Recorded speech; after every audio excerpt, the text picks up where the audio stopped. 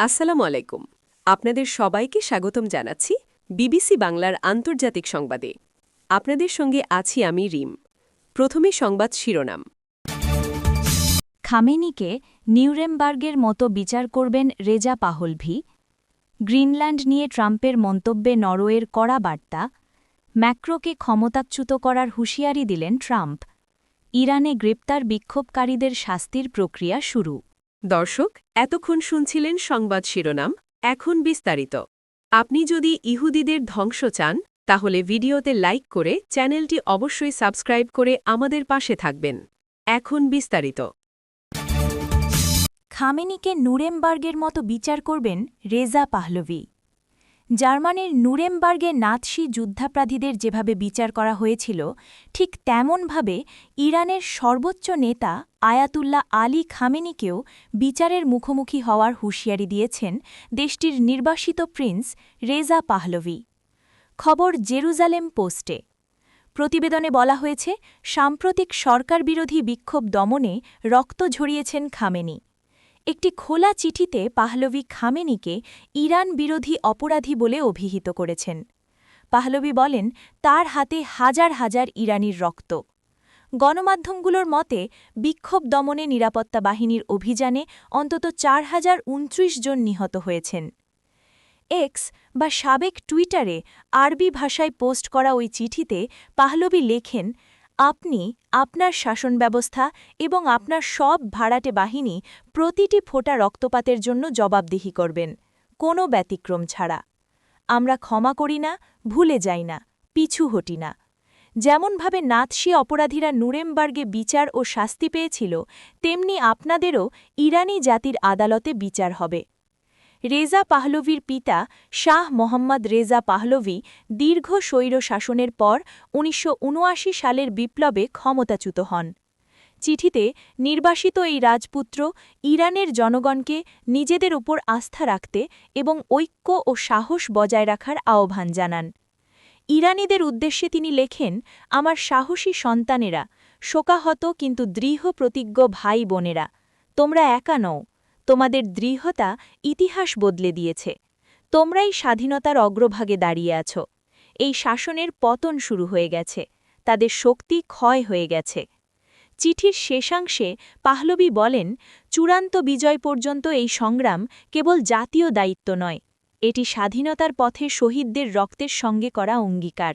সেই দিন খুব দূরে নয়, যেদিন আমরা একসাথে ইরান পুনরুদ্ধারের উৎসব উদযাপন করব। গ্রিনল্যান্ড নিয়ে ট্রাম্পের মন্তব্যে নরওয়ের কড়া বার্তা। মার্কিন প্রেসিডেন্ট ডোনাল্ড ট্রাম্প গ্রিনল্যান্ড অধিগ্রহণের পরিকল্পনাকে তার নোবেল শান্তি পুরস্কার না পাওয়ার সঙ্গে যুক্ত করার পর নরওয়ের প্রধানমন্ত্রী জোনাস গার স্টোর এক অস্বাভাবিক পরিস্থিতির মুখোমুখি হয়েছেন। স্টোর জানান, তিনি ট্রাম্পকে লিখে স্পষ্টভাবে জানিয়েছেন যে নোবেল পুরস্কার নরওয়ের সরকারের কোনো বিষয় নয়, বরং এটি একটি স্বতন্ত্র কমিটি দিয়ে দেওয়া হয়। স্টোর এক বিবৃতিতে বলেন, আমি প্রেসিডেন্ট ট্রাম্পকে স্পষ্টভাবে জানিয়েছি, যার সবারই জানা আছে, যে নোবেল পুরস্কার একটি স্বতন্ত্র কমিটি দ্বারা দেওয়া হয়, নরওয়েজিয়ান সরকারের দ্বারা নয়।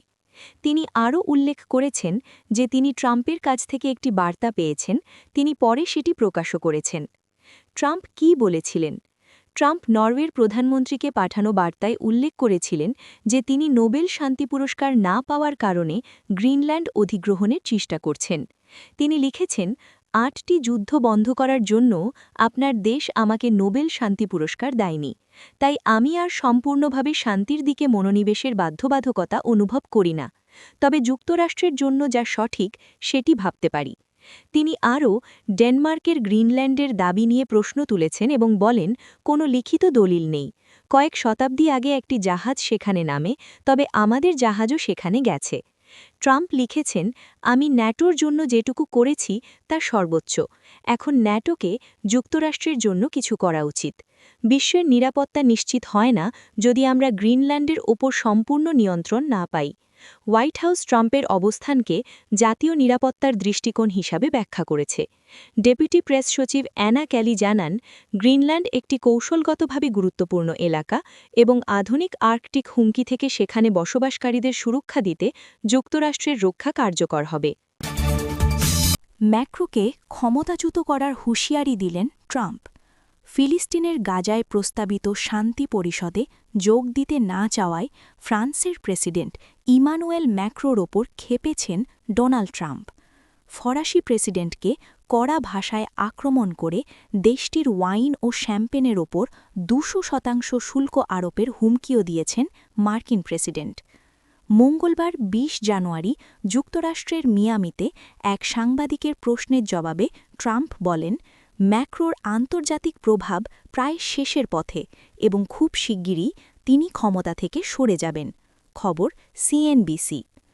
ট্রাম্প ক্ষমতাচ্যুতর হুঁশিয়ারি দিয়ে বলেন, কেউই তাকে ম্যাক্রো চায় না, কারণ তিনি খুব শিগগিরই অফিস ছাড়ছেন। যদি তারা শত্রুতামূলক আচরণ করে তাহলে আমি তার দেশের ওয়াইন ও শ্যাম্পেনের ওপর ২০০% শুল্ক বসাব। মার্কিন প্রেসিডেন্ট এরপর বলেন, শুল্ক বসালে তখন নিজেই বোর্ডে অর্থাৎ বোর্ড অফ পিসে যোগ দেবে, না যোগ দিলেও সমস্যা নেই। ফ্রান্সের আইন অনুযায়ী এমনিতেও প্রেসিডেন্ট ম্যাক্রো তৃতীয় মেয়াদে নির্বাচন করতে পারবেন না। তার ৫ বছরের মেয়াদ শেষ হবে ২০২৭ সালের মে মাসে। তবে ট্রাম্প ক্ষমতাচ্যুত বলে আসলে কী বুঝিয়েছেন তা বিস্তারিত জানানো হয়নি। জাতিসংঘ নিরাপত্তা পরিষদের অনুমোদিত বোর্ড অফ পিস গত বছরের নভেম্বরে গঠিত হয়।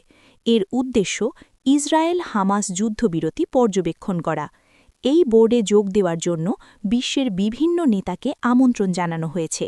তাদের মধ্যে রয়েছেন রাশিয়ার প্রেসিডেন্ট ভ্লাদিমির পুতিন, ব্রিটিশ প্রধানমন্ত্রী কিয়ার স্টারমার, আছে ভারত, পাকিস্তান, তুরস্ক ও মিশরের মতো দেশ। এদিকে গ্রিনল্যান্ড ইস্যুতে যুক্তরাষ্ট্রের সঙ্গে দূরত্ব বাড়ছে ইউরোপের। গত শুক্রবার ট্রাম্প বলেন, ইউরোপীয় নেতারা থাকুক বা না থাকুক, যুক্তরাষ্ট্র গ্রিনল্যান্ডের নিয়ন্ত্রণ নেবে, কারণ এটি বিশ্ব নিরাপত্তার জন্য প্রয়োজন। তিনি গ্রিনল্যান্ডের নিয়ন্ত্রণ না পাওয়া পর্যন্ত যুক্তরাজ্য সহ ৮টি ইউরোপীয় দেশের উপর সর্বোচ্চ ২৫% শুল্ক আরোপ করা হবে বলে জানান। তবে বিষয়টি ভালোভাবে নেয়নি ইউরোপের দেশগুলি। ইরানে গ্রেপ্তার বিক্ষোভকারীদের শাস্তির প্রক্রিয়া শুরু। ইরান জুড়ে সাম্প্রতিক সরকার বিরোধী বিক্ষোভে গ্রেপ্তার দাঙ্গাকারীদের বিরুদ্ধে কঠোর শাস্তির হুঁশিয়ারি দিয়েছে দেশটির শীর্ষ কর্তৃপক্ষ। একই সঙ্গে দেশজুড়ে ইন্টারনেট বন্ধ রাখা হয়েছে। খবর আল জাজিরার। সোমবার ১৯ জানুয়ারি সামাজিক যোগাযোগ মাধ্যম এক্সে দেওয়া এক পোস্টে ইরানের বিচার বিভাগের প্রধান গোলাম হোসেন মোহসেনি এজেই বিষয়টি নিশ্চিত করেছেন। তিনি লেখেন, সাম্প্রতিক পরিস্থিতি নিয়ে বিচার বিভাগের মূল কাজ এখনই শুরু হয়েছে।